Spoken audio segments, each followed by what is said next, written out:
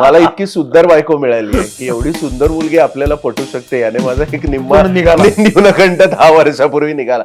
मला असं वाटतं की सुव्रत जोशीकडं आपल्या इंडस्ट्रीचं, माध्यमांचं लक्ष नाही आहे. मी तसा एकूटवाणा मुलगा होतो. बरं, किती छान शब्द आहे, खूप दिवसांनी ऐकलं मी. मुंबई, पुण्यामध्ये किंवा अशा जिथं नाट्यकला वाढलेली आहे किंवा पुरेशी समृद्ध असे मानलं जातं, तिथे प्रयोग का होत नाही? गौरव गेरा म्हणजे आता धुरंधर मध्ये तुम्ही त्यांना बघितलं असेल, जे दूध कोल्ड ड्रिंक असं करणार अत्युत्कृष्ट नट आहे, माझा जवळचा मित्रही आहे. त्याने आणि मी मिळून ती भूमिका केली. अरे वा. की NSD किंवा अशा काही शाळा आता आपल्या भारतात अजूनही अस्तित्वात आहेत. मी स्पष्ट बोलतो, किती वर्ष टिकतील माहित नाही. NSD मध्ये जायची ऑडिशन असते होती, ती काय होती? अरे ती खूप डेंजर असते. की जे एस्टॅब्लिश्ड राजकीय पर्याय तुमच्याकडे आहेत, त्या कोणालाच या जेनझीशी नाळ जोडून घेता येत नाही. मला काहीही घेणं देणं नाही. I don't care, really don't care. Because Dil Dosti Duniyadari करत असताना एक मोठा फरक, म्हणजे एक मोठं काय म्हणतात त्याला, उपरती मला अशी झाली.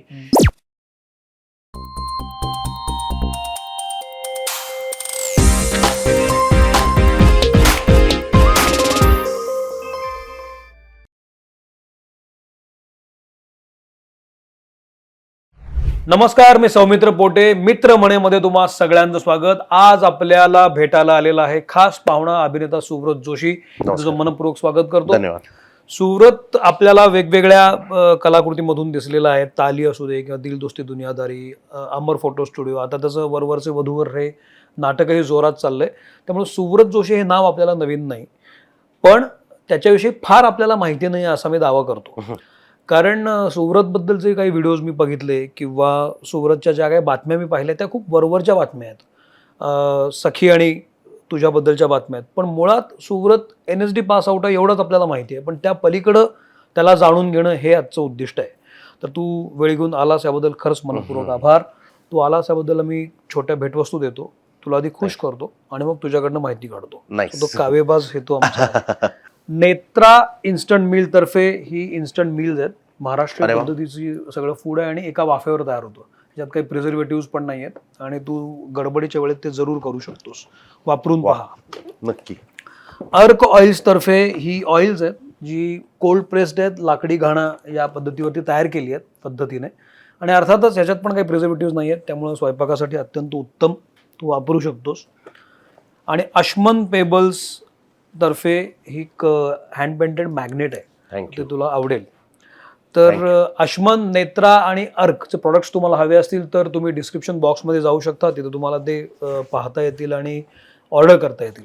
तर सुरुवात करूया. नक्की. मी नेहमी सांगतो सुव्रत की तुम्ही सगळे, आपण तर मित्रच आहोत, माझे सगळेच मित्र आहेत, पण पॉडकास्टला बोलवण्यासाठी 2 निकष असतात माझे. एक, मला त्या माणसाशी बोलावंसं वाटलं पाहिजे, आणि दुसरी गोष्ट, मला बोलावंसं वाटल्यावर त्यालाही माझ्याशी बोलावंसं वाटलं पाहिजे. असं सक्ती कुठली नाही आहे. गेले अनेक दिवस माझ्या डोक्यात होतं की सुव्रतला आपण बोलवलं पाहिजे, कारण आपण मित्र असल्यामुळं तुझा आवाका मला माहिती आहे, पण मला सुचत नव्हतं की काय कारणानं मी तुला बोलू, म्हणजे काय बोलू मी तुझ्याशी. प्रश्न खूप होते आणि अखेर तो धागा मला सापडला, जे आता हळूहळू रिव्हील होईलच. तर पहिलं कारण मला असं वाटलं का तुला बोलवावं, जसं मी आत्ता सांगितलं की मला असं वाटतं की तू ज्या पद्धतीचं काम करतो आहेस, ज्या पद्धतीचं काम यापूर्वी केलेलं आहेस, ते पाहता जनरली एखाद्या नटाचा, कलाकाराचा ऑरा हळूहळू वाढत जातो. कामातून जबाबदारी वाढत जाते, काम वाढत जातं. मला असं वाटतं की सुव्रत जोशीकडं आपल्या इंडस्ट्रीचं, माध्यमांचं लक्ष नाही आहे. आपण या कलाकाराकडं नीट बघत नाही असं मला वाटतं, आणि मग सुव्रत विशिष्ट कामापुरताच राहतो, तो त्या पलीकडे कधी चर्चेत येत नाही. म्हणजे मी उगीच कमेंट्स वगैरे म्हणत नाहीये, पण कामातून म्हणतोय. तर मला असं वाटतं तो अंडररेटेडच राहिलाय. कुवत खूप असून सुद्धा, शिक्षण रीतसर घेऊन सुद्धा त्याचा हवा तेवढा, योग्य तेवढा वापर नाटक, TV, सिनेमामध्ये होताना मला दिसत नाही, आणि सुव्रत एका लेवलपर्यंतच राहतोय. हे चूक आहे असं माझं मत आहे. तुझं याच्यावरचं काय म्हणणं आहे? हे माझं निरीक्षण मला सांगतो. हे बघ, एका नटाच्या आयुष्यामध्ये अतुल कुलकर्णी यांच्याकडे मी NSD ला जाताना एक रेकमेंडेशन लेटर लागतं तुम्हाला घ्यायला.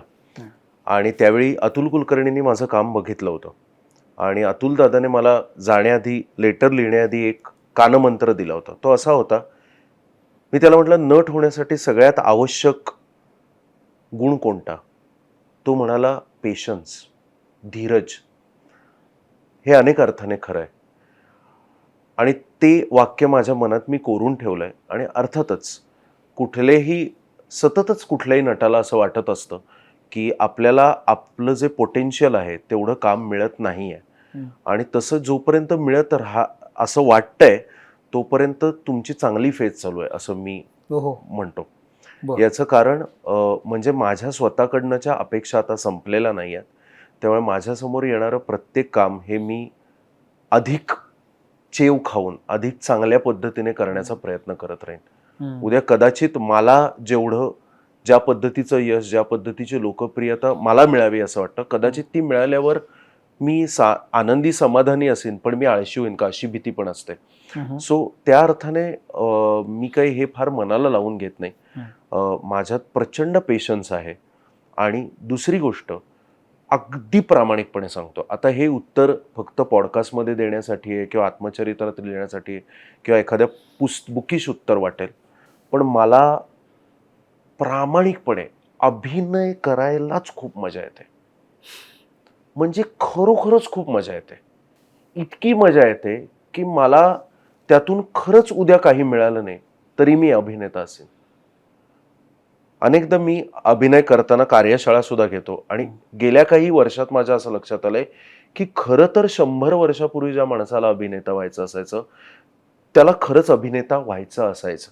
कारण 100 वर्षापूर्वी तुम्ही नट झालात तर तुम्हाला घरातून बाहेर काढणार, तुम्हाला जातीतून बाहेर काढणार, तुम्हाला समाज म्हणणार की हा तर वाया गेला, हा अशा याला लागला.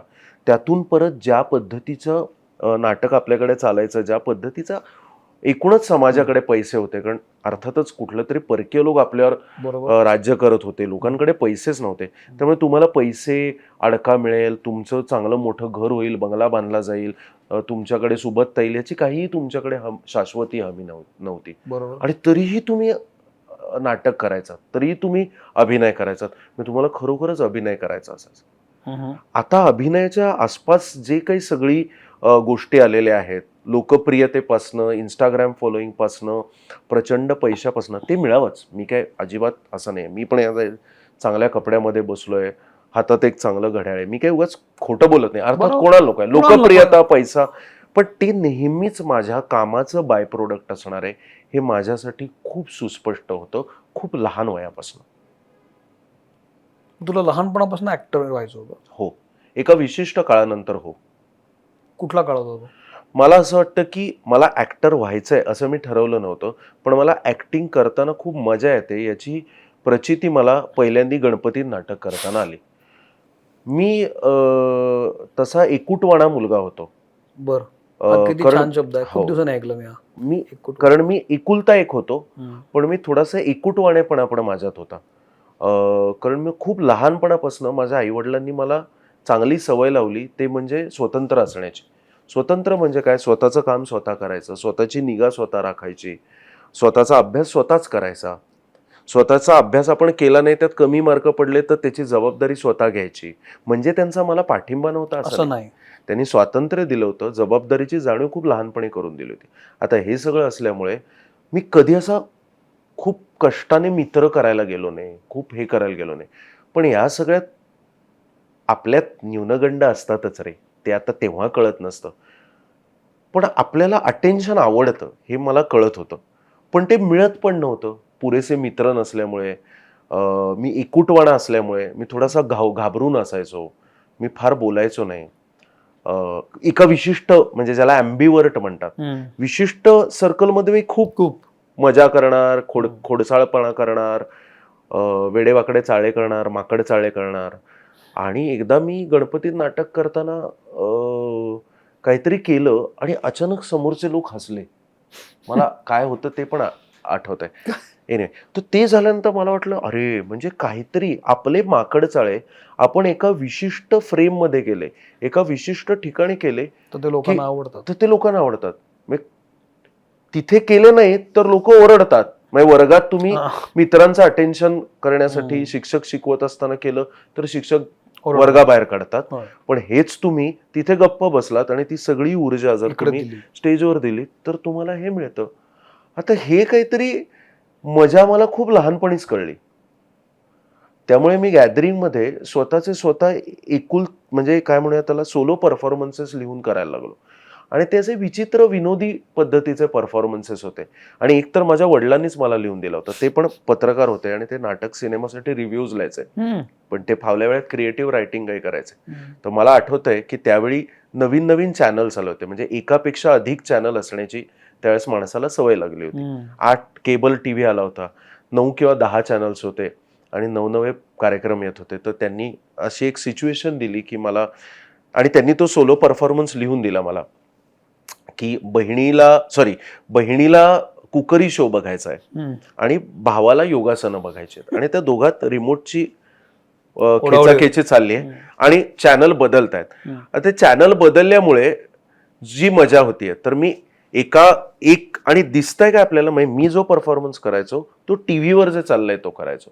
सो क्षणार्धात मी योगा शिकवणारा व्हायचो, क्षणार्धात मी कुकिंग करणारा व्हायचो. म्हणजे आता आणि तुमचे पाय हवेत वर उचला, चॅनल बदलला जातो आणि ही तंगडी हळूहळू हळू चिकनच्या करीत सोडा, आता तुमची तंगडी चांगलीच भाजून निघाली आहे, वगैरे वगैरे वगैरे. आता हे सगळं केल्यानंतर काहीतरी हे लोकांना प्रचंड आवडतंय हे मला कळलं. म्हणजे विनोद केला आपण, काहीतरी केलं की लोकांमध्ये आपण लोकप्रिय होतोय, आपण लोकांना आवडतोय. इथे मला असं वाटतं की, आणि मला हे करताना छान वाटतंय, मला याची भीती वाटत नाही, मला हे करताना प्रचंड मजा येते. आणि एकदा नाही, पुन्हा पुन्हा. हे कसं कळलं तर एकदा हा गॅदरिंगमध्ये परफॉर्मन्स केल्यानंतर तो काही मुलांना इतका आवडला, आणि अगदी स्पष्ट सांगायचं तर म्हणजे आता हे डिव्हिजन आवडत नाही, पण अगदी आपण ज्या काळात शाळेत शिकलो तेव्हा शिक्षण पद्धती सुद्धा एका विशिष्ट पद्धतीनेच लोकांना हुशार किंवा ढ म्हणायची. ज्यांना अभ्यासात कमी मार्क पडायचे ते थोडेसे त्या इतर तुकड्यांमध्ये वगैरे असायचे. पण ती सगळी मुलं ज्यांची इतरांना भीती वाटायची, कारण ते थोडे गुंड प्रवृत्तीचे लोक, त्यांना सगळ्यांना माझे परफॉर्मन्स खूप आवडायचे. ते ऑफ तासाला सांगायचे, ओ सर त्या जोशीला बोलवा. मग कोणतरी एक मुलगा येणार, सर ते जोशीला बोलवलंय काय जी तुकडीमध्ये, एच तुकडीमध्ये, आणि तिथे त्यांच्या ऑफ तासाला माझ्या या गॅदरिंगच्या कार्यक्रमाचे परत परत प्रोग्राम लावले जायचे. हे जोशी काहीतरी करून दाखव रे असं.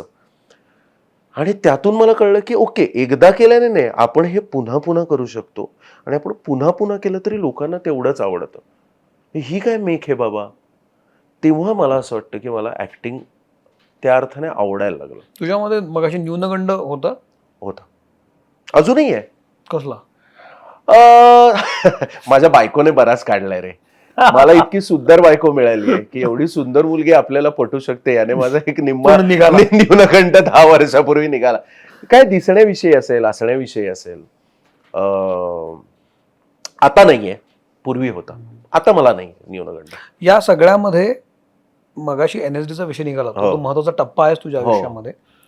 आणि बोलता बोलता तू कार्यशाळा घेतोस, तोही विषय निघाला, त्याकडे मी येईन. पण जेव्हा NSD मध्ये जायचं ठरलं, ते कुणाला विचारून ठरलं की तूच ठरवलंस की मला NSD ला जायचंय? सो जे वडील ज्यांनी मला ही संहिता लिहून दिली ते मला मदत करायचंय, म्हणजे एक मला तर त्यांना NSDत जायचं होतं. ते एका छोट्या गावातून येतात, बांदा नावाचं गाव आहे महाराष्ट्र गोवा बॉर्डरवर. तिथे ते वाढले आणि दुर्दैवाने त्यांच्या घरची परिस्थिती फार बरी नव्हती. खूप लहान वयात त्यांना माझी आजी गेली, त्यामुळे ते अगदी त्या अर्थाने अनाथासारखे वाढले. माझे आजोबा काही गोष्टींची, वैयक्तिक आणि सामाजिक गोष्टींची झगडत होते वगैरे वगैरे. त्या तपशिलात जायची काय आता गरज नाही. पण त्याच्यामुळे त्यांना NSDत जायचं होतं, पण त्यावेळी इंटरनेट नव्हतं, त्यावेळी पुरेशी माहिती नव्हती. बांद्यासारख्या छोट्या गावात माहिती पोचायची नाही, त्यामुळे NSDत जाण्यासाठी आपल्याला पैसे लागत नाहीत हे त्यांना ठाऊक नव्हतं. त्यामुळे त्यांचं ते स्वप्न अपूर्ण राहिलं. ते पळून गेले बांद्यातून आणि ते एके ठिकाणी जाऊन राहिले, पण त्यावेळी त्यांना पुरेसं योग्य मार्गदर्शन मिळालं नाही, हे नाही. पण त्यांनी ते सोडलं नाही. आणि नंतर त्यांनी मला सांगितलं, आणि माझ्या आईने पण सांगितलं. म्हणजे माझ्या आई कला क्षेत्राशी निगडीत नसली तरी कलेची आवड असलेली व्यासंगी व्यक्ती होती आणि ती पण छोट्या गावात वाढलेली. पण ती पिढीच सगळी मला असं वाटतं आपल्या आई वडिलांची की तिथे तुमचा आर्थिक वर्ग आहे हा फारसा मुद्दा गौण होता. सगळ्या लोकांना चांगल्या कलेचा आस्वाद घ्यायचा, आपण एक चांगला माणूस व्हायला पाहिजे आणि चांगल्या कलेचा आस्वाद घेतल्यावर आपण चांगला माणूस होतो आणि हे कोणाला दाखवायला नाही, हे स्वतःसाठी.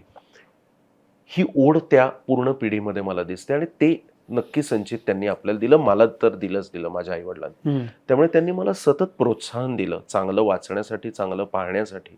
आणि मग त्यांच्या दोघांचं असं म्हणणं होतं की तुला जर खरंच कलेत काही करायचं असेल तर तू जाऊन त्याचं शिक्षण घे आणि तुला पूर्ण पाठिंबा आहे. आणि त्यावेळी मला कळलं की बरेच लोकांना माहित नसतं आणि आता तुझ्या पॉडकास्टद्वारे जी छोट्या छोट्या गावात मुलं आहेत त्यांनाही मी सांगतो की NSD किंवा अशा काही शाळा आत्ता आपल्या भारतात अजूनही अस्तित्वात आहेत. मी स्पष्ट बोलतो किती वर्ष टिकतील माहित नाही, कारण प्रायव्हेटायझेशनचा जो रेटा आहे त्या हळूहळू सगळ्या शिक्षण संस्था गिळंकृत करतायत. त्याचे तोटे आम्ही आत्ता पाहिलेले आहेत, कारण मी शिकवतो पण लोकांना, त्यामुळे मला माहिती आहे की काय पद्धतीने सगळी गडबड चालली आहे. पण अजून तरी काही कला संस्था अशा अस्तित्वात आहेत की जिथे पूर्ण स्कॉलरशिप, पूर्ण शिष्यवृत्ती, एकही रुपया खर्च न करता तुम्हाला किंवा अत्यंत माफक दरात तुम्हाला नाटकाचं प्रशिक्षण घेता येतं. आणि त्यातली एक राष्ट्रीय नाट्य विद्यालय दिल्लीची शिष्यवृत्ती होती, पूर्ण शिष्यवृत्ती. पण 20च्या 20 मुलांना शिष्यवृत्ती असते. मी घरातून बॅग घेऊन निघून परत येईपर्यंत प्रत्येक पैसा हा कल्चरल मिनिस्ट्री तुमचा कव्हर करते. तुम्हाला स्टायपेंड असतो, अगदी माफक असतो, जुजबी असतो आणि त्यातला काही एक हे मेसला जातो. पण ह्या सगळ्या म्हणजे खर्चांसहित मला असं वाटतं की राष्ट्रीय नाट्य विद्यालयासारखी दुसरी नाट्यसंस्था नाही, म्हणजे मी असेपर्यंत. NSD मध्ये जाण्यापूर्वी तू एकांकिकांमध्ये वगैरे काम करू लागला होता? नाटकही केलं होतं मी. परेश मोकाशींचं मुक्काम पोस्ट बोंबिलवाडीमध्ये हिटलरचा रिप्लेसमेंट केली होती. त्याचे किती प्रयोग केलेस तू? 125 प्रयोग केले. अतुल पेठेंबरोबर मी चौक नावाचं नाटक केलं होतं. त्यात छोटी भूमिका होती पण ते माझे नाट्यगुरु, त्यांच्याबरोबर मी 40 प्रयोग केले. आणि अतुल पेठेंचा पॉडकास्ट आता ऐकलाच असेल या आधीचा, त्यांचं नाटक म्हणजे आता ते म्हणाले की मी फक्त पुण्यात प्रयोग करतो का हे त्याविषयी तू बोललास, पण ते एकेकाळी म्हणजे नाटकाची बस सोडली की 40गाव, जळगाव, माजलगाव, तू नाव घे महाराष्ट्रातल्या त्या गावाकुसात जाऊन त्यांचं नाटक करायचं. मग इथं चांगल्या लोकांकडे तू नाटक करू लागला होतास, चांगल्या लोकांसोबत, म्हणजे परेश मोकाशी असू दे किंवा अतुल दादा असू दे. ते करत असताना मिळालेली शिकवण, मिळालेल्या गोष्टी असतात आपल्या जमेशी गाठीशी असतात. पण राष्ट्रीय नाट्य विद्यालयात गेल्यानंतर असा काय फरक पडला किंवा असा काय दृष्टिकोन नवीन मिळाला एक कलाकार म्हणून? 2 गोष्टी घडल्या. एक तर मी पुण्याचा आहे आणि पुण्याची चांगली गोष्ट अशी आहे की खरोखरच इथे काही एक सांस्कृतिक चळवळ सतत जिवंत असते. तुम्हाला चांगले लोक भेटतात, चांगले नाट्यगुरू आम्हाला भेटले. या सगळ्या व्यतिरिक्त त्याचा दुसरा तोटा असा आहे की त्यामुळे आपल्याला सगळं कळलंय, आपल्याला सगळं समजलंय असा एक भ्रम तयार होतो. तो तिथे सगळ्यात आधी जाऊन तुटला. कारण आपण ज्या पद्धतीने शब्दप्रधान रंगभूमी, त्याचं मला अत्यंत अभिमान आहे, त्याची शक्तिस्थानं पण माहिती आहेत, पण त्या पलीकडे जाऊन सुद्धा एक प्रचंड वेगळ्या पद्धतीने विचारधारा मांडणारी, फॉर्म वाईज एस्थेटिक असणारी मोठी रंगभूमी भारतात आणि जगात अस्तित्वात आहे. याचं एक मला प्रचंड मोठं ज्ञान झालं. दुसरं, मला प्रत्येक राज्यातला एक मित्र मिळाला.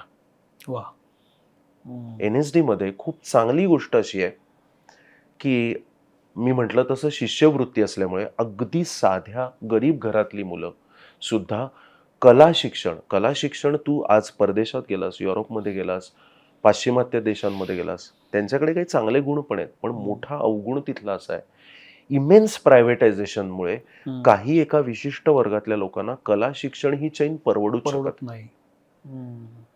पण माझ्या बॅचमध्ये UP मधल्या अत्यंत छोट्या गावातली, म्हणजे ज्याचं धामपूर, बिजनौर डिस्ट्रिक्ट, तुम्ही नाव सुद्धा ऐकलं नसेल, तिथे एका साध्या मुस्लिम कुटुंबात जन्माला आलेली 7वी मुलगी, म्हणजे ती पहिली MA पास केलेली मुलगी तिच्या घराण्यातली पिढीतली, ती आज येऊन नाटकाचं 3 वर्ष शिक्षण घेते आणि आता ती अप्रतिम नाटक करते.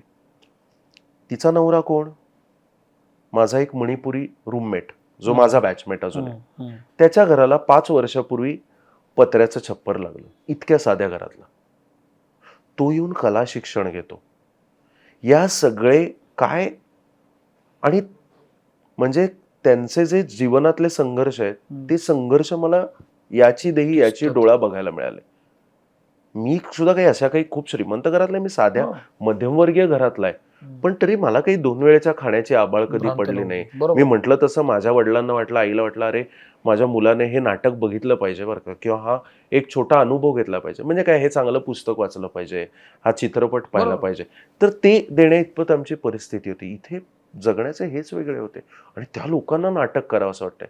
मग त्यांचं नाटकही वेगळं होतं, कारण त्यांचं त्यांच्या जगण्याशी संबंधित त्यांच्या जगण्याशी संबंधित होतं.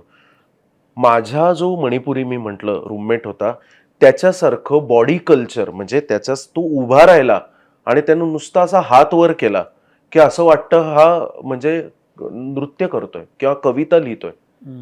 म्हणजे अशी कविता नाही, काव्यात्मक आहे. पोएटिक होतं ते. त्याचं पूर्ण शरीराची लयबद्ध हालचाल बघून स्तिमित झालो मी. तिथपासून ते खूप वेगवेगळ्या विचारसरणीचे लोक तुला भेटतात. भारत एक खंड आहे रे, उपखंड. या NSDच्या 3 वर्षामध्ये निशब्द करून जाणारा एखादा अनुभव सांगशील का, किंवा आय ओपनर असं काही होतं का, की मला पहिल्यांदा असं लक्षात आलं की अरे हे असं पण असतं. एखाद्या गोष्टीकडे बघण्याचा, एखाद्या नाटक बघण्याचा अनुभव असू शकतो, किंवा एखादा तुझ्या रूममेटचा एखादा काही किस्सा असू शकतो, की आपल्याला एकदम काहीतरी नवीन शिकून जातो एखादा किस्सा, एखादी घटना. अशी काही आली का तुझ्या? अनेक आले. 2 सांगतो. एक, माझे गुरु आदिल हुसेन, म्हणजे जे सुप्रसिद्ध हिंदी जागतिक दर्जाचे हे अभिनेते. तर NSD झाल्यानंतर मी पूर्ण 1 वर्ष काहीही काम न करता त्यांच्याबरोबर फेलोशिप केली. पण आदिल हुसेन शिकवत होते तुला? हो, पण आदिलदा त्यावेळेस फक्त एक छोटी कार्यशाळा घ्यायला यायचे NSD मध्ये. तर ती 15 दिवसांची कार्यशाळेत सुद्धा फायदा असायचा, परंतु त्या कार्यशाळेत जे शिकवलं गेलं ते आपल्या आत भिनण्यासाठी. तो आयुर्वेदिक उपचार आहे, म्हणजे ते स्वतःच म्हणतात आयुर्वेदिक उपचार आहे. रोगाचा समूळ नाश होणार, पण 6 महिने तुम्हाला जीवनशैली बदलायला पाहिजे, रोज सकाळ संध्याकाळ काढा प्यायला पाहिजे, वगैरे वगैरे. तर सांगत होतास की मग त्यांची कार्यशाळा चालू असताना एकदा मला त्यांना भेटावं असं वाटलं, आणि थोडा वर्गात ते पण होतो. मी खूप लहान होतो त्यावेळी, म्हणजे 60 त्यावेळेस 60 विद्यार्थी एका वेळी शिकायचे. First year, second year, third year, प्रत्येक बॅचचे 20 लोक, फक्त 20 लोक निवडले जायचे. त्या सगळ्यात लहान मी होतो. मी 20 वर्षाचा असतानाच NSDत गेलो. मी 23 वर्षाचा असताना ग्रॅज्युएट झालो होतो. म्हणजे जेव्हा लोक NSDत जायचा विचार सुरू करतात तेव्हा मी पासआउट झालो होतो. पण त्यामुळे थोडंसं काय व्हायचं की जरा आपण शिक्षकांसमोर म्हणजे थोडं एक ते आलं होतं अंगात की मी लहान असूनही मी तुमच्या बरोबर आहे वगैरे.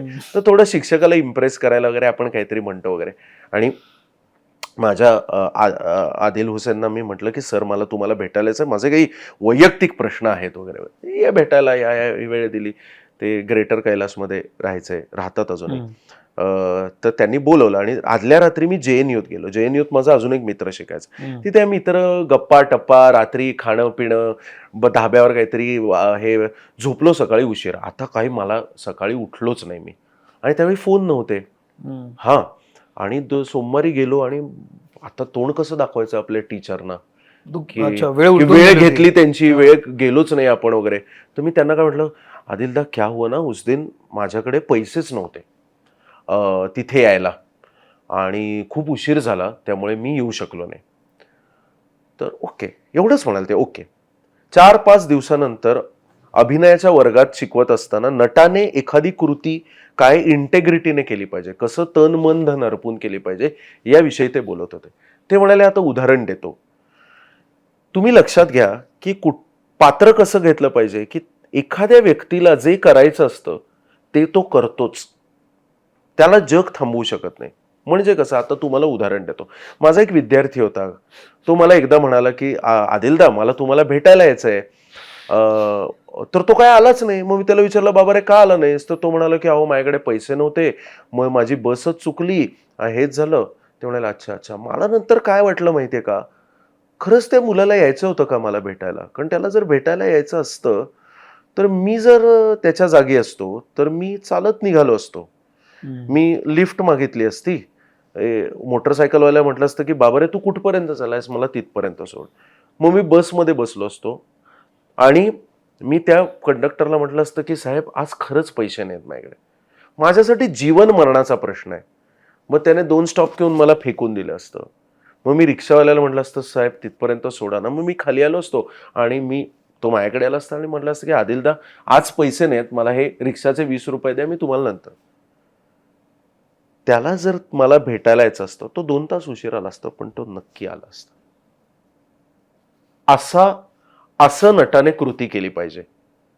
That is the super objective. स्टॅनिस्लॉव्स्कीचा वर्ग शिकवतो आणि सुपर ऑब्जेक्टिव्ह म्हणजे काय, मला हे हवंय, मी हे मिळवणारच. त्यासाठी मी काय स्ट्रॅटेजीज करतो, that is the behaviour of the character. तर ही मला आयुष्यातही खूप शिकवून गेली. त्यामुळे कधी तू म्हणतोस की दुर्लक्षित केलंय, हे केलंय, मला असं वाटतं म्हणजे मीच इनफ करत नाही अजून. मला काहीतरी केलं पाहिजे की ज्याच्यामुळे. आणि एका मर्यादेपलीकडे सांगू का, जाऊ दे त्या विषयात आता पुढे आलो आपण. त्याच्यात यशाची व्याख्या आपण ठरवायची असते रे आपली. मला क्वालिटी ऑफ वर्क फार महत्वाचं वाटतं. मला जेव्हा जेव्हा लो वाटतं तेव्हा मी म्हणतो की चल सुरत, आज तुला दिला तुझा ड्रीम रोल, तू तयार आहेस का तो करायला? Because whenever I will do my dream role, माझे डोक्यात एक ठोकताळे आहेत. डॉक्टर श्रीराम लागू असतील, नसीरुद्दीन शाह असतील, इरफान खान असेल, ह्या दर्जाचं क्वालिटीचं काम आपल्याला करताय. लोकप्रियता आणि ते तू वेळोवेळी केलेलंच आहेस. म्हणजे तुझी प्रयत्न कामं चालू मी आहे. बघितली ना, ती मला अतिशय आवडलेलीच काम आहेत. असं नाही की असं वाटत नाही की याला सुरतनं जरा पाठी टाकली, असं मला अजिबात आतापर्यंत वाटलेलं नाही. मला महत्वाचं काय वाटतं ना, की चल ठीक आहे, मला वाटतंच की सगळ्यांनी माझं नाटक बघावं, मला प्रत्येक चित्रपटात मुख्य भूमिका मिळावी. पण समजा ती मिळो न मिळो, एकदा माझं एक काम बघितलं ना की मला असा ओरखडा तुझ्या मनावर ओढता आला पाहिजे की तो विसरणार नाहीस तू दीर्घकाळ. ते जमतंय का, ती क्वालिटी करण्याची माझी अचीव्ह करण्याची इच्छा आहे. एनिवे, गोईंग बॅक टू आदिलदा, तर हा मला डोळे उघडणारा प्रसंग होता. त्यामुळे जेव्हा जेव्हा मला काही मिळत नाही असं मी म्हणतो, तेव्हा मी स्वतःला विचारतो की खरंच मला ते हवं होतं का, आणि मी खरंच त्या दृष्टीने तेवढे अटीत म्हणजे काय सगळं पणाला लावून प्रयत्न केला. असा ते माझा डोळे उघडणारा प्रसंग होता. NSD मधनं आपण जेव्हा बाहेर पडतो ना, तेव्हा आपला अतिशय समृद्ध झालेलो असतो. हो. म्हणजे खूपच आपल्याला नवीन काहीतरी समजलेलं असतं, आपण त्या पद्धतीनं ग्रो झालेलो असतो. आणि आपण जेव्हा पुन्हा या इंडस्ट्रीत काम करायला येतो, मी इतर वेगळ्या जेव्हा NSDशी बोललेलो आहे तेव्हा त्यांचं सगळ्यांचं असं मत आहे की आपण खूप काहीतरी शिकलेलो असतो आणि त्यातला एकच भाग आपल्याला वापरायचा असतो. कारण काय म्हणतात, ज्ञान आणि व्यवहार याच्यामधला जो फरक आहे तो खूप जास्त असतो. आणि मग ती जी तुम्हाला तुमचं विजन निमुळतं करायला लागतं, कारण आता एवढंच हवंय, गरज नाही एवढं बघायची. हा जो स्ट्रगल NSDच्या आयुष्यात प्रत्येक वेगळाच असतो. तो तुझ्या आयुष्यात आला नाही? आला फार सुदैवाने. कारण तुला मजा सांगतो, NSD झाल्यानंतर सुदैवाने मी तेच म्हणतो, आता ही कामं मुख्य झोतात आलेली नसतील आणि आता तू छान मला हा तुझा व्यासपीठ दिलंयस, तर थोडं मी त्याविषयी पण बोलतो. मला खूप चांगली प्रोजेक्ट करायला मिळाली.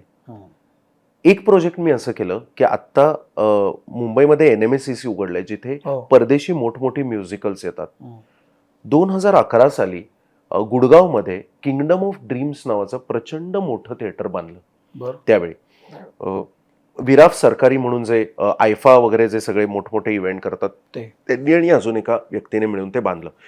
आणि ते इतकं सोफिस्टिकेटेड होतं की तिथे वर्ल्ड क्लास लेवलच्या फ्लाइंग सिस्टीम्स, म्हणजे तुम्ही ज्यांनी म्युझिकल बघितलं असेल त्यांना ठाऊक असेल, ज्यांनी बघितलं नाही त्यांच्यासाठी सांगतो, इंटरनेटवर जाऊन तुम्ही सर्च करू शकता. 2 वायर्स लावतात आणि त्या अशा पद्धतीने झाकतात की नट किंवा नट्या तुमच्या समोर किंवा प्रॉपर्टीज वेगवेगळ्या सेटचा भाग हा उडतोय असं वाटतं. तर अत्यंत सोफिस्टिकेटेड फ्लाइंग सिस्टीम. दुसरी मोटर सिस्टीम, म्हणजे निम्म स्टेज खाली जातं, एक हत्ती त्यावर लोड होऊ शकतो आणि ते पूर्ण वर येऊ शकतं. पुढचा भाग 3 फिरता रंगमंच आपण म्हणतो, हो. तो एक फिरता रंगमंच नाही, स्टेजचा पुढच्या भागात 3 असे फिरते रंगमंच. इतकी सोफिस्टिकेटेड टेक्नॉलॉजी असलेलं एक थिएटर बांधलं. बरं. आणि त्यांच्या एका म्युझिकलमध्ये लीड रोल मी 3 वर्ष केलेला आहे, काय सांगतोस? किंगडम ऑफ ड्रीम्स मध्ये. त्याच्यात माझे 13 डान्स नंबर्स होते. म्हणजे मी NSDत जाताना किंवा आधी नाटक करताना कोणाला वाटेल की बॉलिवूड सारखे डान्स करेन, आणि एका वेळी मी नाचतोय, मागे 40 डान्सर्स नाचतायत. माझी एंट्री अशी मिरर बॉल मधनं होती, ऋषी कपूरची जशी व्हायची ना जुन्या सिनेमांमध्ये, तसा अख्खा मिरर बॉल 4थ्या मजल्यावर न्यायचा. वा. एक डान्स सिक्वेन्स असा होता की ज्याच्यात मी वायर वर जातो आणि आम्ही असे स्टेजवरनं असा टेक ऑफ घेतो आणि वर खोटे पॅराग्लाइड्स असतात ना, तसं खोट्या प्रॉपर्टीज तयार केल्या होत्या. बरं. आणि ते पॅराग्लाइडवरनं आम्ही पॅराग्लाइड करायचो आणि LED स्क्रीन्स होते सगळीकडे.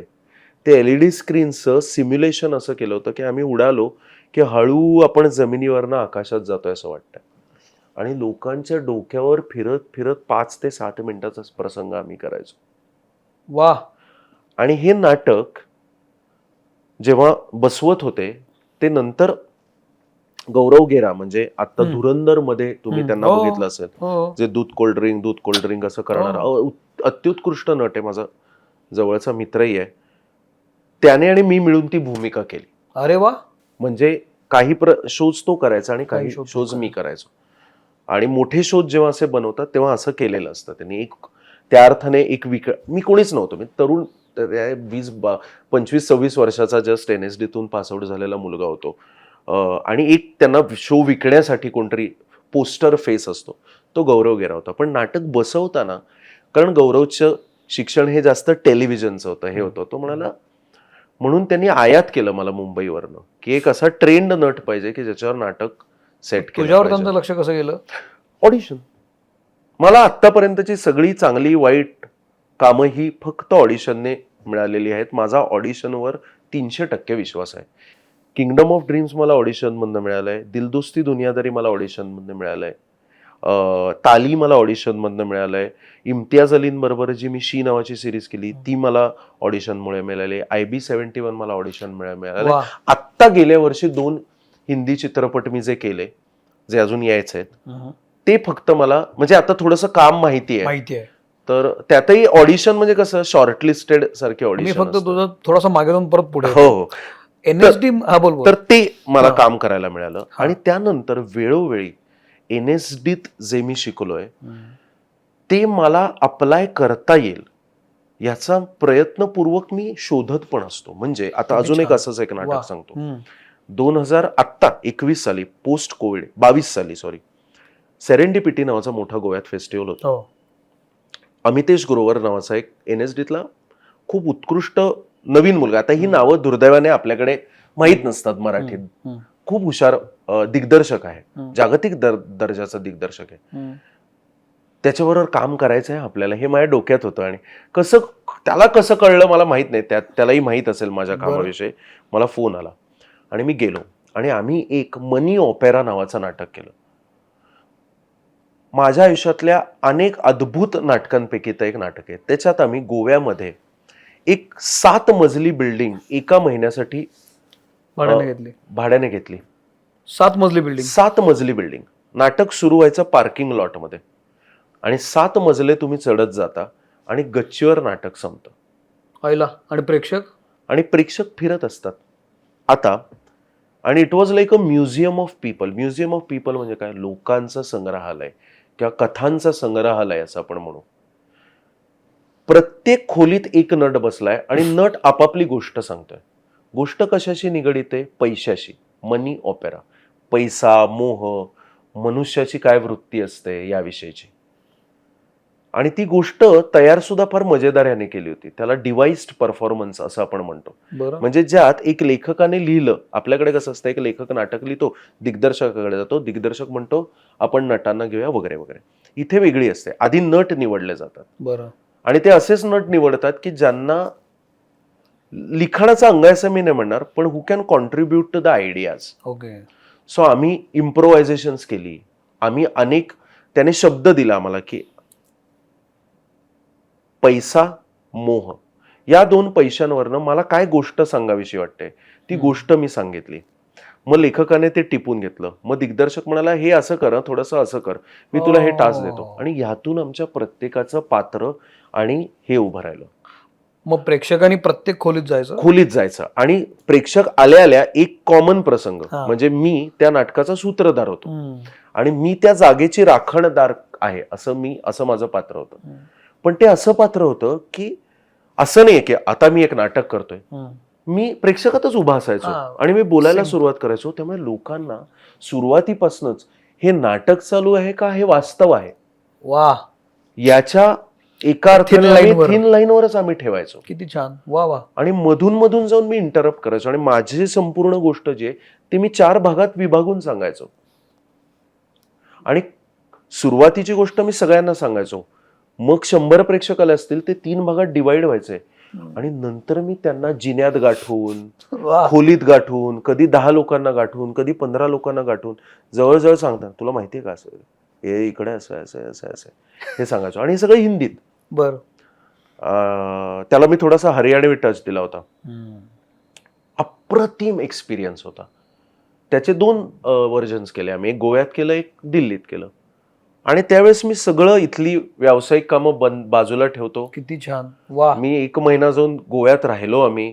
आम्हाला आणि ते चांगलं होतं म्हणजे 2 व्हीलर दिली होती आम्हाला, मंथली स्टायपेंड होता. तर गोव्यात 2 व्हीलरवर डिसेंबरमध्ये मजा केली. आणि त्याचे म्हणजे प्रयोग किती झाले, प्रयोग केले त्याचे सलग आम्ही 12 दिवस प्रयोग केले. पण त्याच्यात एक गोष्ट मी अनेकदा सांगतो ना, कारण माझ्यासमोर माणूस आले, बंचमध्ये लोक फिरतायत, माझ्यासमोर त्या संध्याकाळी साधारण 3 ते 4 वेळा लोक यायचे. माझा सोलो परफॉर्मन्स 20-22 ते 25 मिनिटाचा होता. त्यामुळे एकाच संध्याकाळी मी एकाच गोष्टीचे 5 प्रयोग करायचो. असे मी 12 दिवस केले. वा. त्या अर्थाने मी त्या एका सोलो एकांकिकेचे 70 प्रयोग केले 12 दिवसात, असं आपण म्हणू शकतो. मला फार कमाल वाटली या पॉडकास्टच्या निमित्तानं भारतात असे प्रयोग चालू आहेत. हो हो हो, हे भरपूर प्रयोग चालू आहेत. तुम्हाला जर आता या निमित्ताने सांगून टाकतो, जर चांगले तुम्हाला 2 फेस्टिवल बघायचे असतील, एक सेरेंडिपिटी फेस्टिवल होतो गोव्यामध्ये डिसेंबरमध्ये. अतिशय विविध प्रयोगशील नाटकं आणि परफॉर्मन्सेस तुम्हाला बघायला मिळतील. इटफोक नावाचा एक कर्नाटकामध्ये केरळमध्ये फेस्टिवल होतो, तोही साधारण जानेवारीच्या आसपास, डिसेंबर-जानेवारीच्या आसपास होतो. हे 2 तर मला माहितीच आहेत. यावर्षी पुण्यात पहिला एक चांगला आता फेस्टिवल सुरू झालाय आणि दिल्लीतला भारत रंग महोत्सव पण खूप चांगला असतो NSDचा. नांदीकर आता मला माहित नाही नांदीकरचं स्टेटस काय. Anyway sorry. सो मी जाणीवपूर्वक एकतर मी अशा प्रोजेक्टच्या शोधात असतो आणि हे मी आजन्म करत. पण मग असं एखादं सुंदर प्रोजेक्ट आलं वेगळंच काहीतरी, आता हे जसं तू आता म्हणालास गोव्यातलं प्रोजेक्ट, तसं आलं की इथली कामं थांबवतो मी. चैन आहे ती माझी रे, ही माझी चैन आहे ना. मी कशासाठी पैसे कमवतोय. पण मग अशा वेळेला तुला जर एखादी मोठी चांगली संधी आली असेल किंवा खूप कधीतरी सुट ते ठीक आहे, दॅट्स ओके, जातं. मग आता काय, आता एक खूप अप्रतिम सिनेमा गेला आपला, आमचा अमेरिका दौरा होता, वरवरचे वधूवरचा. थोडं होतच, ते नटाच्या आयुष्याचा भाग आहे. या सगळ्यामध्ये ऑडिशनमुळे तुला काम मिळत गेले मगाशी म्हणाला. मला थोडंसं तुला मागं आणतो. NSD मध्ये जायची ऑडिशन होती, ती काय होती? अरे ती खूप डेंजर असते. कारण तुला सांगतो, शिष्यवृत्ती देतात ते, त्यामुळे त्यांना माणसं कमी करायची असतात. निकषात बसणं नाही, ते तर पहिले तर तुला नको परतवायलाच, तू येऊच नकोस या नोटलाच ते सुरू करतात. म्हणजे माझं तर त्यांनी बघितलं तर सुदैवाने माझ्या बाबतीत असं झालं. तुला सांगतो कसं झालं मला माहित नाही. 4 राऊंड्स मध्ये ऑडिशन होते. सगळ्यात आधी तुम्हाला अप्लाय करायला लागतं. अप्लाय करताना तुम्हाला तुमच्या भागातल्या 3 नाटक केलेल्या लोकांची किंवा तुमच्या भागातल्या यांचे रेफरन्स लेटर घ्यायला लागतात. तुम्ही 6 नाटकांचा भाग असायला लागतो NSDत जाण्याआधी. मग तुम्ही बॅकस्टेज केलेलं असो, कॉस्ट्युम कुठलाही बॅकस्टेजचा आहे, ऑन स्टेज लेखक असाल, दिग्दर्शक असाल, काही कुठलंही अंग तुम्ही त्या प्रोडक्शनचं बाजू सांभाळलेली असली पाहिजे. मग त्यानंतर ते तुम्हाला हे आधी तुमचं म्हणजे त्याच्यात निम्मे लोक गळतात. मग त्यानंतर तुम्ही अप्लाय केलं तर ते त्याच्यात एक थोडासा चाळणी लावतात. मग तुम्हाला इन्व्हिटेशन होतं. त्या इन्व्हिटेशनमध्ये एवढा बंच असतो, त्याच्यात 10 नाटकांची यादी असते, 6 ते 7 हिंदीतले प्रसंग असतात, 7 ते 8 कविता असतात. या कवितांमधली कुठली एक कविता तुम्हाला मुखोद्गत करायची असते. एक हिंदीतला पॅसेज असतो, तो मुखोद्गत करायचा असतो, तयार करायचा असतो परफॉर्मन्स. तुमच्या मातृभाषेतला एक परफॉर्मन्स तयार करायचा असतो. ती जी नाटकं दिलेली असतात 10, त्यातली 3 नाटकं वाचून त्याच्यावर तुमचे विचार काय आहेत हे थोडंसं टटोलून ठेवायचं असतं. त्यावर काही प्रश्न विचारू शकतात. ते प्रश्न असे पण असू शकतात की तू काय बाबा नटसम्राट वाचलायस, तर गणपतराव बेलवलकरच्या पात्राविषयी आवडलेले 3 गुण सांग. समजा तुला ते पात्र करायला दिलं तर तू ते कसं करशील. इथपासून ते उद्या तुला ते नाटक डिरेक्ट करायला दिलं तर त्याचा सेट तुला साधारण कसा दिसतोय, ओहो बर. किंवा ते नाटक तुला आजच्या काळात समकालीन वाटतं का. आज म्हाताऱ्यांची तशी परिस्थिती आहे का, वयस्कर कलाकारांची, इथपर्यंत काही विचारलं जातं. सो त्याचा घरचा अभ्यास तुझा तयार पाहिजे. त्या व्यतिरिक्त तुमच्या भागातलं एक लोकसंगीत किंवा तुम्ही शास्त्रीय गायन घेतलं असेल, छोटं गाणं हे तुम्हाला तयार करायचं असतं. आणि एक 3 ते 4 मिनिटाचा मुवमेंट पीस बर तुम्हाला तयार करायचा असतो. काही मग ते एक परफॉर्मेटिव्ह कला असेल, काही ज्याच्यात तुमचं शरीरात लय ताल आहे की नाही हे बघतं. हे सगळं 4 सेंटरमध्ये होतं. तिथे ते सगळं झाल्यावर आधी एक लेखी परीक्षा असते. त्यात मी म्हटलं तसं असेच प्रश्न विचारले जातात, जे असे निगडीत असतात की नाटक समाजासाठी का महत्वाचं आहे, लिहा. अच्छा. असे 3 प्रश्न लांबलचक लिहिण्याचे असतात. हे माझ्या वेळेचं सांगतोय, आता मला लेटेस्ट हे माहित नाही. तिथून मग तुम्ही जाता, मग ते दिवसभर थांबलेले असतात. मग तुमचा नंबर आला की ही ऑडिशन होते. त्यात तुमचे परफॉर्मन्सेस बघतात आणि 8 लोकांचं पॅनल असतं. ते सगळे दिग्गज, NSDतले शिक्षक, मोठमोठे दिग्दर्शक. ते तर तुमची जी साल्टी काढतात, तुला म्हणजे लोक निम्मित गारद होऊनच बाहेर येतात. म्हणजे गेलेल्याचे चेहरे असे आणि पडलेले, म्हणजे आता परत नाटकाच्या वाटेलाच जाणार नाही. पण त्यांचा हेतू काय असतो ते काय तुम्हाला वाईट हेतू नसतो. प्लीज, मला त्यांना बदनाम करायचं नाहीये. प्लीज गैरसमज करून घेऊ नका. तुला खरंच हे करायचंय का? तुला नाटक नावाच्या गोष्टीची मजा येते का बाबा रे? तुला बाकी सगळंच आवडतं की लोक माझ्या येऊन सह्या घेतात, माझ्याबरोबर सेल्फी काढतात, जे मिळो ना तुला. पण पडदा उघडून पडदा पडेपर्यंत किंवा ऍक्शन आणि कट ह्याच्यात तू खरोखरच काही शोध घेतोयस का? तुला खरोखरच काही त्याच्यात आनंद, खरंच भूक आहे का तुला ती, ते बघतात ते. माझ्या सुदैवाने असं झालं, काय माहिती, त्यांनी माझे परफॉर्मन्स पाहिलं, त्यांनी माझा इंटरव्ह्यूज घेतला नाही रे. काय बोलतो. आणि आम्ही बाहेर आलो आणि त्यावेळेस ड्रॅमॅटिक, आम्ही पहिल्यांदा बॅगा घेऊन मुंबईला गेलेले. नेहरू सेंटर, पूर्वी सीफेस होता, आता समोर आपला कोस्टल रोड आलाय, पण तेव्हा नेहरू सेंटरच्या समोरच सीफेस होता. आणि आम्ही एक मैत्रीण आमची आणि माझा एक मित्र, आम्ही 3 गेलेलो. त्यांच्या दोघांची साल्टी काढलेली म्हणून ते दुःखी. आणि मी म्हणतोय, अरे मला तर तुमची साल्टी तरी काढली रे, माझी साल्टी पण काढली देत. आणि आम्ही असं म्हणतात, तो ड्रामॅटिक बुडणारा सूर्य आणि आमचं भविष्य बुडताना बघतोय. पण सुदैवाने झालं सिलेक्शन आणि पहिल्याच ह्याच्यात झालो क्लिअर. हा, ते झाल्यानंतर तुम्हाला दिल्लीला जायला लागतं. आणि दिल्लीला 4 दिवसाची कार्यशाळा असते. नाही, अजून एक राऊंड असते. म्हणजे हो का, या सगळ्यातून लोक निवडतात आणि 100-150 मुलांची तिथे 4 दिवस कार्यशाळा होते. आणि ती कार्यशाळा कशी असते की सकाळी उठल्यानंतर रात्री झोपेपर्यंत NSDतला एक दिवस कसा असेल, कुठले कुठले वर्ग तुम्ही कराल, त्याची एक काय म्हणतात त्याला, एक तोंडओळख तुम्हाला दिली जाते. आणि त्याच वेळी ते जोखत असतात की तू वर्गात कसा वागतोस, तुझी शिकायची तयारी आहे का. तू नुसतं दाखवून चालत नाही ना, तू वर्गात आल्यावर खरंच शिक्षक हे सांगतोय. सो तिथे नाटकाचे शिक्षक जे वर्गात घेतात तसा एक वर्ग घेतात आणि लोक बाजूला बसलेले असतात, टिपणं घेत असतात. आणि त्यातनं मग आणि हे सगळं करून शेवटी 20 लोक निवडले जातात. वा वा वा, मजेदार असते, पण समृद्ध करणारे असते प्रोसेस. मगाशी तू जे म्हणालास ना की गोव्यामध्ये 7 मजली इमारतीवर नाटक केलंस किंवा गुडगावमध्ये तू ज्या पद्धतीचं नाटक केलंस, म्हणजे मग ही जी नाटकं आहेत ना, ही मुंबई पुण्यामध्ये किंवा अशा जिथं नाट्यकला वाढलेली आहे किंवा पुरेशी समृद्ध असे मानलं जातं, तिथे प्रयोग का होत नाहीत? नाही, म्हणून हे दुसरं कारण आहे म्हणजे पहिलं कारण आहे मी निर्माता होण्याचं.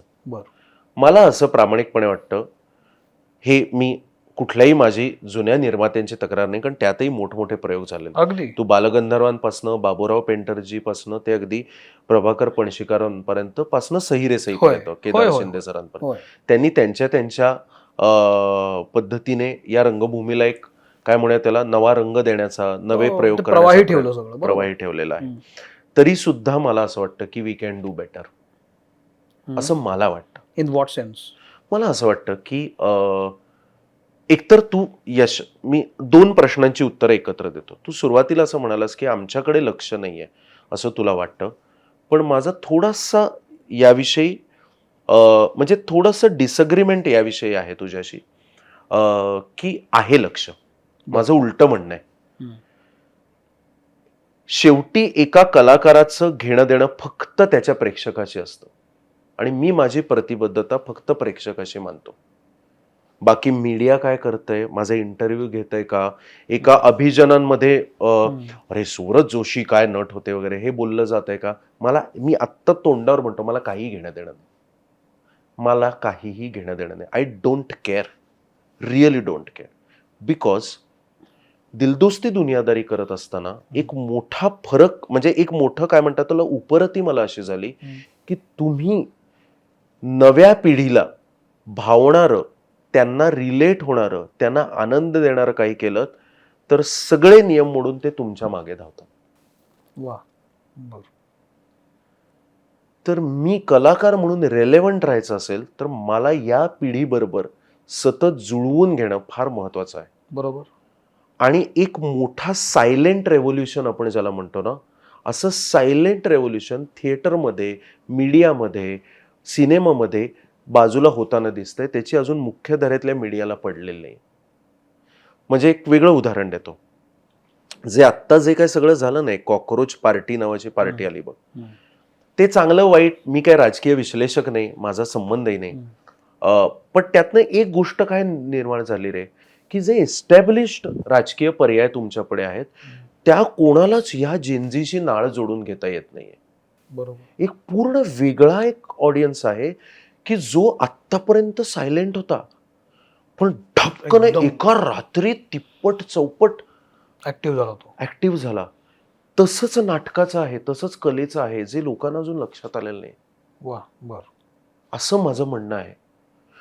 नाहीतर माझ्या नाटकाला दरवेळेला 25, 30, 40% मुलं, तरुण मुलं रे, आणि ती साधी नाही. परवा माझ्या एका प्रयोगाला इंदापूरहून मुलगा आला होता, एसटी घेऊन आला होता. म्हणाला दादा तुझं नाटक बघायचंय म्हणून आलो होतो, थांबलो, तुला भेटायला थांबलो, मी फिल्म मेकिंग शिकतोय इंदापूरमध्ये.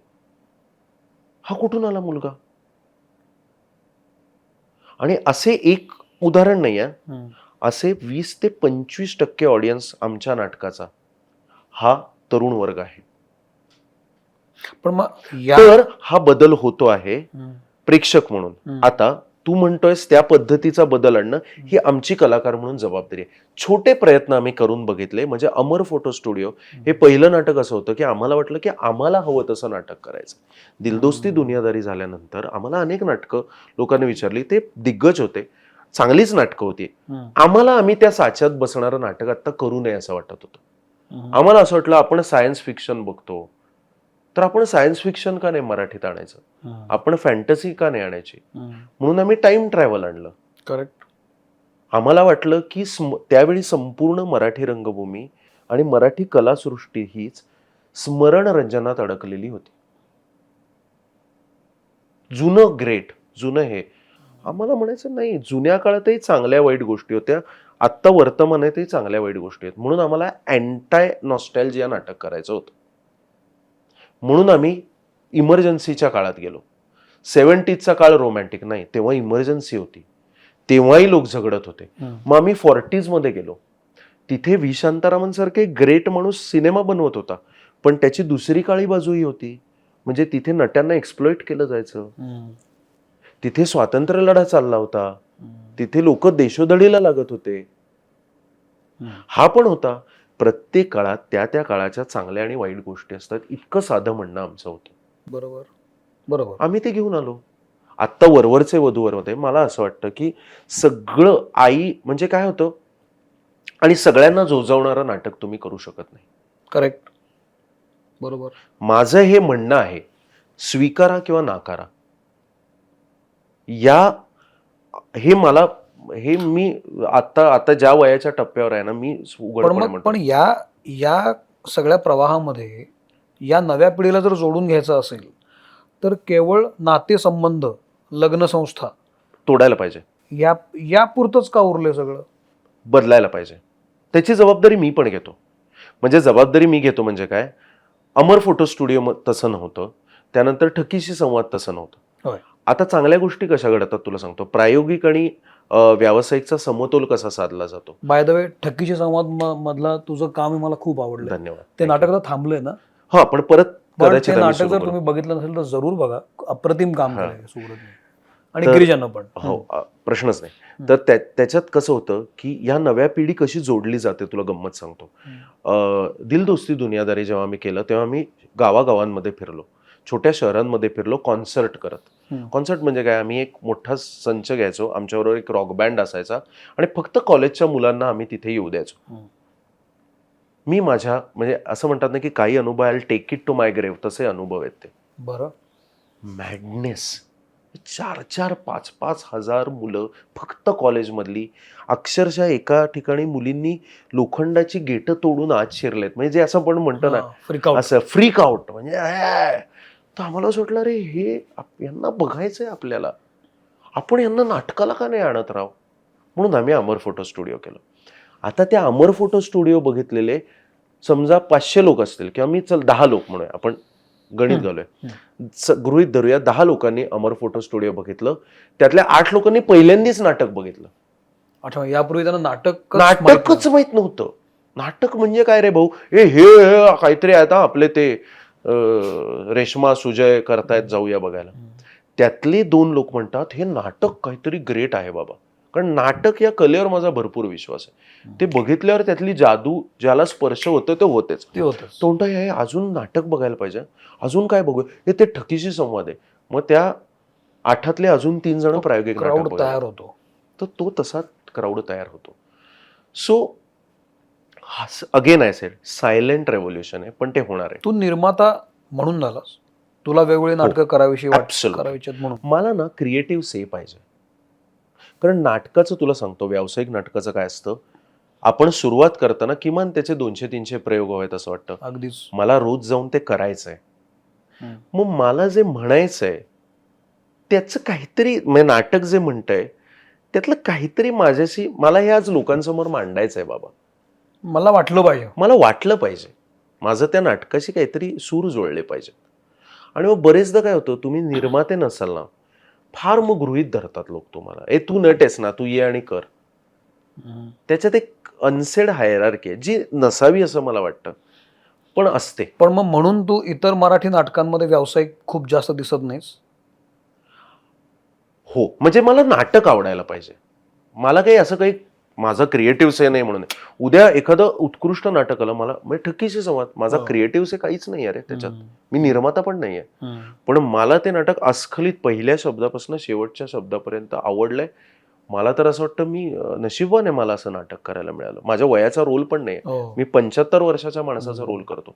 ते अनेक मजेदार आणि योगायोगाच्या प्रसंगातून ते माझ्याकडे आलंय. ते तुला ऑफ कॅमेरा सांगेन काय आहे ते 4 चौघात सांगण्यासारखी गोष्ट नाहीये, प्रशस्त नाही वाटत मला म्हणून, पण ते सरप्राइझिंगली. मला असं वाटतं ना की तुझ्यासारखा चौकस कलाकार, आता निर्माता पण झालायस तू, तुला असं काहीतरी हवंय की जे व्यक्त होणारं काहीतरी असेल, जे तुला वाटतं की मला आवडतंय.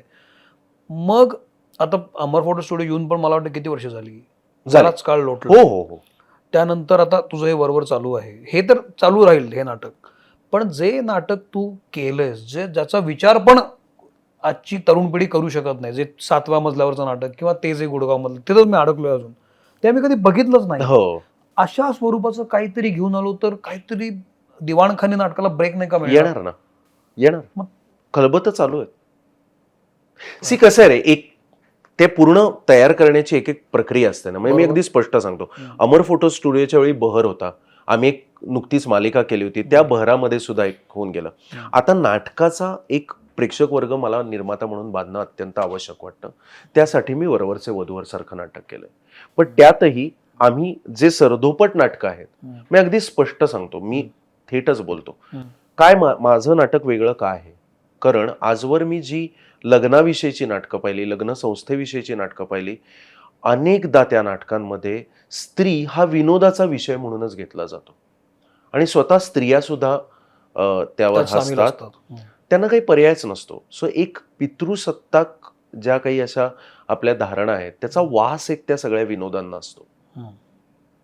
आमच्या नाटकातला विनोद हा या अर्थाने समान आहे की त्यात स्त्रीलाही तेवढीच एजन्सी आहे, स्त्री पात्रही तेवढेच विनोद पुरुषांवर करते, पुरुष तेवढेच करतो, आणि त्यातून एक आजचं आधुनिक काळातलं जोडीदाराबरोबरचं आपलं नातं काय असावं हे आम्ही लोकांसमोर मांडण्याचा प्रयत्न करतो.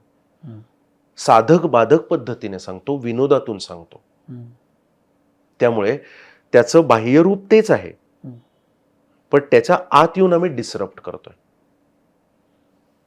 म्हणजे sometimes the joke is on main also.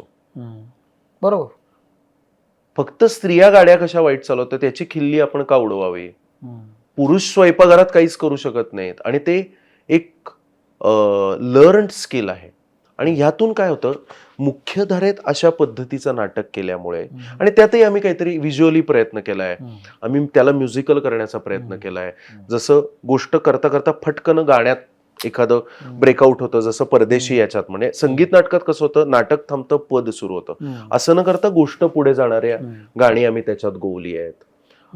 त्या सगळ्याचं एक व्हिज्युअल थीम ठेवलंय. म्हणजे आपल्याकडे तो अप्रतिम आहे. म्हणजे मला ते छान वाटलं. असं छोटे प्रयत्न आहेत, मोठे होतील. त्यासाठी काय व्हायला पाहिजे तुला सांगतो, निर्माता म्हणून माझं स्वप्न तुला सांगतो काय. बरेचदा आपण एखादी गोष्ट मराठी रंगभूमीवर होत नाही हा इन्फ्रास्ट्रक्चरल प्रॉब्लेम म्हणजे इन्फ्रास्ट्रक्चरल प्रॉब्लेम म्हणून डील करत. पण तो गेल्या अनेक वर्ष तसाच होतोय ना. पण आता मला काय म्हणायचं, म्हणजे आता मला काही परदेशात लोक भेटले, ते म्हणाले आम्हाला मराठी नाटकासाठी काहीतरी करायचंय. सिंगापूरमध्ये भेटले, US मध्ये भेटले. ते म्हणाले आम्ही काय करू शकतो. मी म्हटलं 5 वर्ष मला द्या, मी 5 वर्षांनी गृहपाठ करून तुमच्याकडे येईन. आणि बरं झालं मी पब्लिकलीच बोलतोय. उद्या मी केलं नाही तर तू माझा मित्र आहेस, ही क्लिप मला दाखव, किंवा तुमच्यापैकी कोणीतरी दाखव. मी म्हटलं मला 5 वर्ष द्या, मी 5 वर्षानंतर माझा गृहपाठ करून येतो. आत्ता मला शक्य नाही. आपण एक लॅबोरेटरी तयार केली पाहिजे. तुम्ही कॉलेजमध्ये असताना इथे नाटक केलं, तुम्ही इंजिनियर आहात, तुम्ही आता तिकडे जाऊन तुमचं सेटल झालंय. इट्स ब्युटिफुल की तुम्हाला मराठी नाटकासाठी काहीतरी करायचंय, खरंच करायचं. तुम्ही पैसे पाठवू नका, तुम्ही अजून मराठी नाटकं बोलवू नका, ते त्यांची व्यवस्था लागलेली. आपण एक लॅबोरेटरी तयार करू, आणि तुम्ही स्वस्तात मला प्रॉप्स आणि सेट्स इंजिनियर करून द्या. मला 1 तासातच सेट लावायचा आहे. माझा सेट फोल्ड होणार आहे, तो टेम्पोत जाणार आहे, आणि तो एका गावातून दुसऱ्या गावात जाणार आहे. माझा सकाळी प्रयोग बालगंधर्वला आहे, रात्री यशवंतराव चव्हाण नाट्यगृहात आहे. काय करू सांगा. Help me engineer the props. Let solve it with the engineering. It's not a creative problem. आणि इन्फ्रास्ट्रक्चर असंच राहणार आहे. आणि फेअर इनफ यार, कसं देणार तू? एवढी नाटकं आहेत, 40-50 नाटकं आहेत, सगळ्यांना जागा मिळायला पाहिजे. प्लस प्रायव्हेट प्रोग्राम्स आहेत, इतर कला पण आहेत. चल मला 1 तास मिळतो ना, 1 तासात मला हा इफेक्ट तयार करायचा आहे, काय करू सांग. Let's create a laboratory. स्वप्न आहे, बघूया होत आहे का नाही. हे इंटरेस्टिंग आहे. हे इंटरेस्टिंग आहे. मग या सगळ्यामध्ये आता अभिनेता म्हणून तू स्वतःच्या या एकूण वळणाकडे कसं पाहतोस? कारण म्हणजे तू दिल दोस्ती दुनियादारी पण केलंस, ज्याच्यातनं खूप जास्त लोकप्रियता आली, एक खूप मोठा क्राऊड जोडला गेला. मग त्यानं तू वेगवेगळे प्रयोग केलेस, वेगवेगळे सिनेमे केलेस, त्याची सूची सगळ्या गुगलवर आहे, ती काही मी सांगत बसत नाही. या टप्प्यावर असताना नट म्हणून तुला पुढचा कॅनव्हास कसा दिसतोय सगळा? संधीच्या अनुषंगानं असू दे किंवा विविध प्रयोगाच्या अनुषंगानं असू दे. मला एक नक्की असं वाटतं, एकतर समाधान मी व्यक्त करतो एका अर्थाने, की लहान असताना मी ज्या वडिलांविषयी, माझे वडील आता नाही आहेत, पण माझे वडील जेव्हा मला नाटक बघायला घेऊन जायचे, तेव्हा पहिली काही वर्षात मी दिलीप प्रभावळकर सर असतील, भक्ती बर्वे मॅडम असतील, डॉक्टर लागू असतील, ही नाटकं पाहिली. आणि त्या नाटकांचे ज्याला कोर मेमरीज म्हणतो ना आपण, की नाटक हे या लोकांचं असं माझ्या आत मनाच्या गर्भात असा एक, खरंच सांगतो, थोडंसं थंड एसी, आणि त्याच्या शेवटी असा एक प्रकाशाचा गोळा असतो ना नाटक म्हणजे, आणि त्यात रंगेबिरंगी कृती आणि अशा हळत असतात. तर तो असा एक मेमरी माझ्या पोटात कोर तयार झालेली. ती कोर मेमरी आत्ता जेव्हा माझं नाटक पहिल्यांदा लोक बघायला येतात, ती तयार व्हावी. तर ती तयार झालीये त्यांची, याचं मला वा एक वा. प्रचंड समाधान आहे. वा. की एक पिढी असं मी नाही म्हणा, पण एका पिढीतला एक पूर्ण विशिष्ट वर्ग, अमर फोटो स्टुडिओ असेल, वरवरचे वधूवर असेल, ते म्हणतात की हे आमचं पहिलं नाटक आहे. आता ते जेव्हा नाटक बघतील तेव्हा त्यांच्या मनात ही कोर मेमरी असेल. तर ह्याचं मला अतीव समाधान आहे.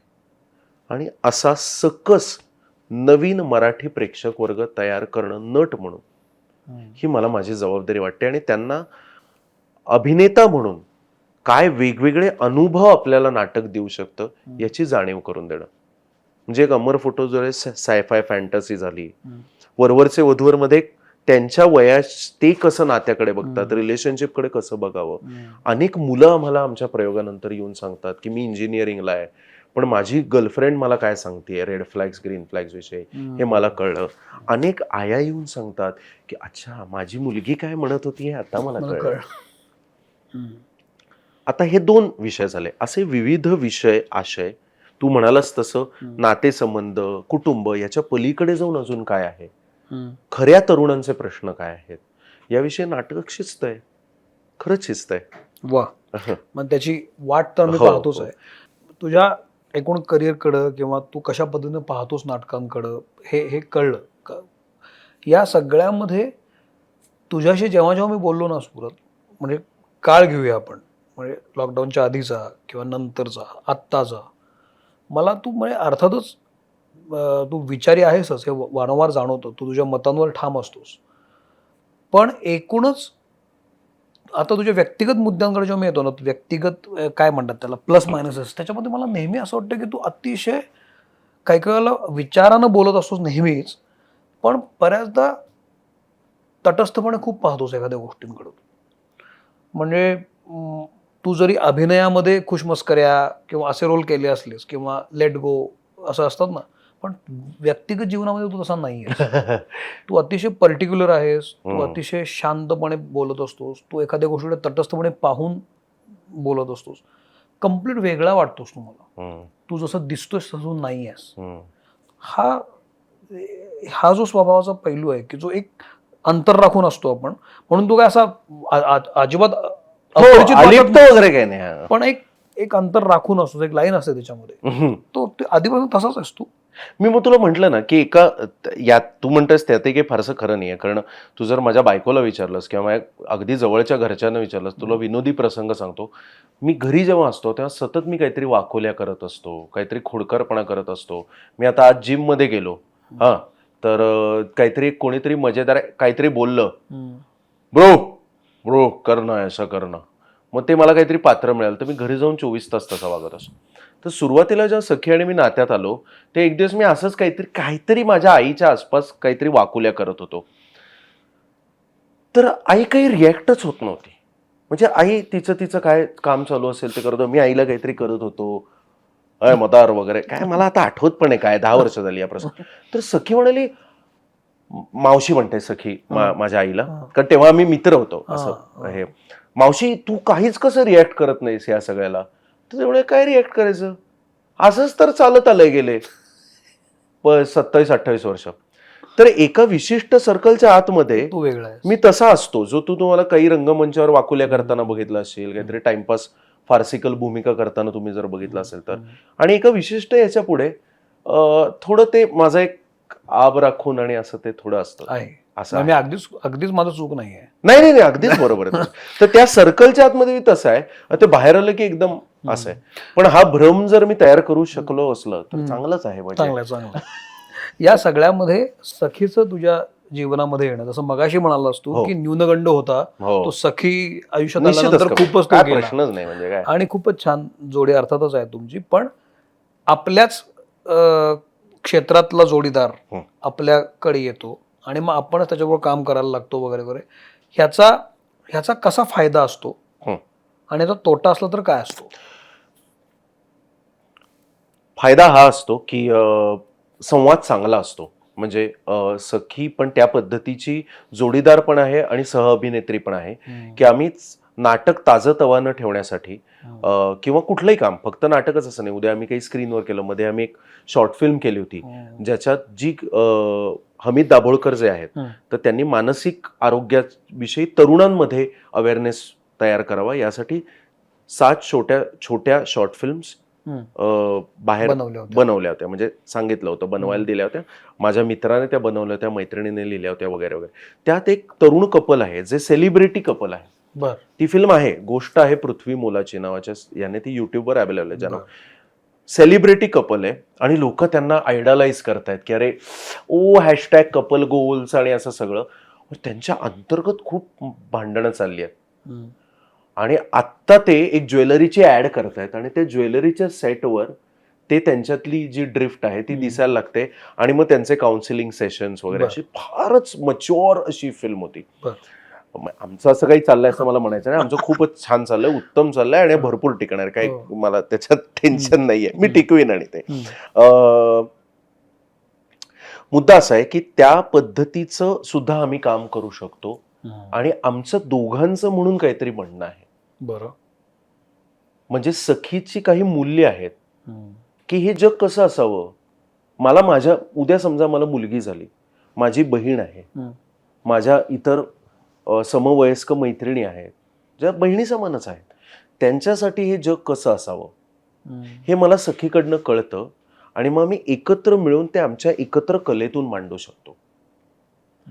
तुम्ही सेलिब्रिटी कपल आहात म्हणजे तुमच्यात सगळं आलबेलच आहे, अशा काही विचित्र कल्पना तुम्ही लोकांसमोर लोकांच्या जास्त सगळं स्वप्नवतच असतं. बरोबर, या पलीकडे जाऊन संसारात कमी जास्त होऊ शकतं, सगळीकडेच असतं. पण हे सांगणं एका सेलिब्रिटी कपल म्हणून याचा आम्ही एकत्र व्हॉइस होणं हा आम्हाला फायदा होतो. वा.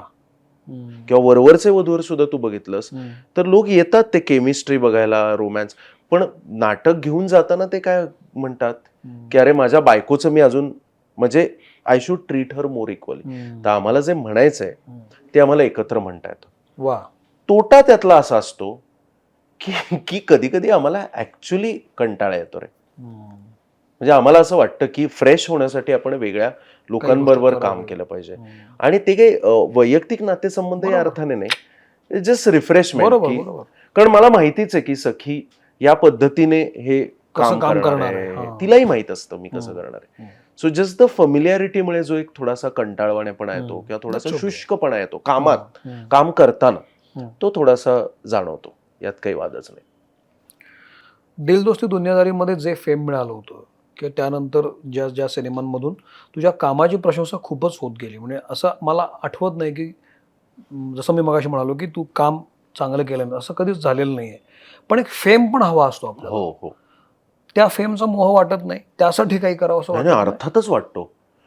पण कसं आहे रे, पण मी थोडंसं ना स्वतःची तडजोड ही सौमित्र केली आहे.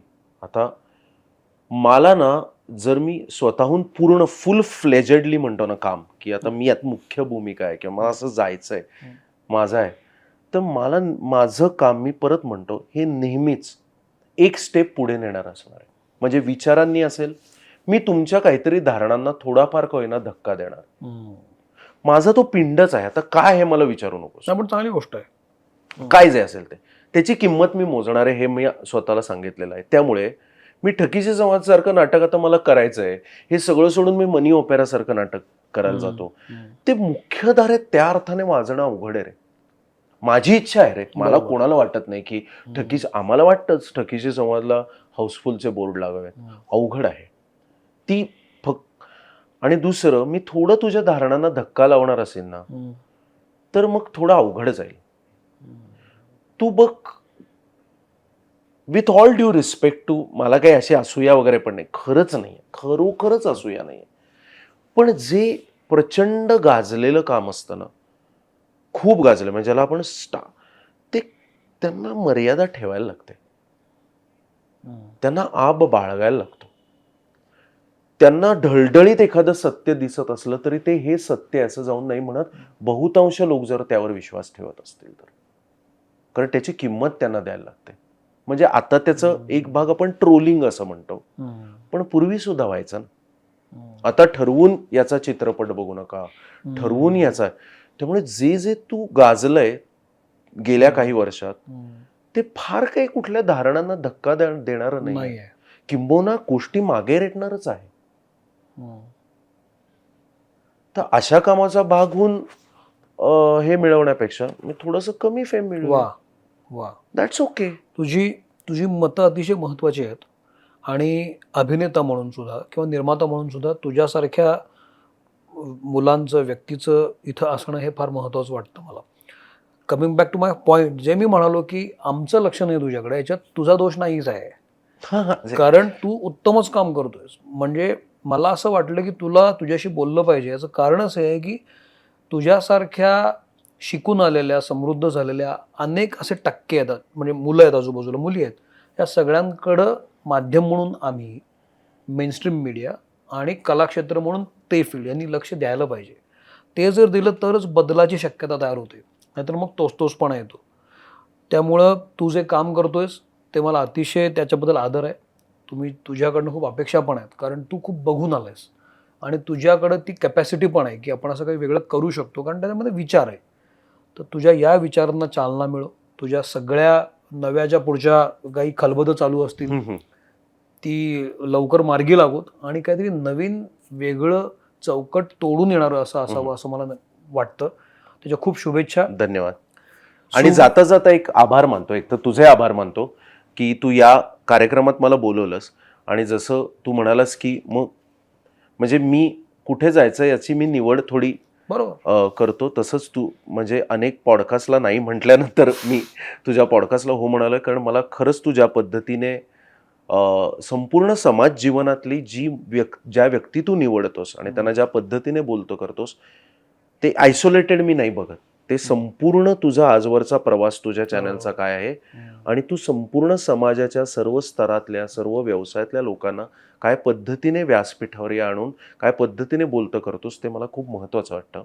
आणि त्या मोठ्या मांदियाळीत आज तू मला या आसनावर स्थान दिलंस, याचं धन्यवाद. आणि जाता जाता माझ्या सर्व तरुण प्रेक्षक वर्गाचे मी आभार मानतो यासाठी की तू म्हणालास तसं कदाचित रूढार्थाने काय मेनस्ट्रीमचं लक्ष आहे, मी काही त्यात जात नाही.